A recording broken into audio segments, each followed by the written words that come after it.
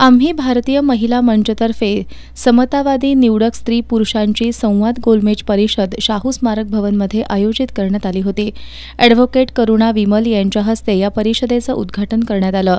यावेळी उपस्थितांना मार्गदर्शन करताना करुणा विमल यांनी क्षत्रिय, वैश्य, क्षुद्र, ब्राह्मण आणि अतिक्षुद्र स्त्रिया अशा भेदभावावर आधारित परिस्थिती निर्माण करण्याचा प्रयत्न सुरू असून हा प्रयत्न एकत्रितरित्या हाणून पाडला पाहिजे। याकरता समतावादी स्त्री पुरुषांची स्वाभिमानी चळवळ उभी राहणं ही काळाची गरज बनली असल्याचं मत व्यक्त केलं।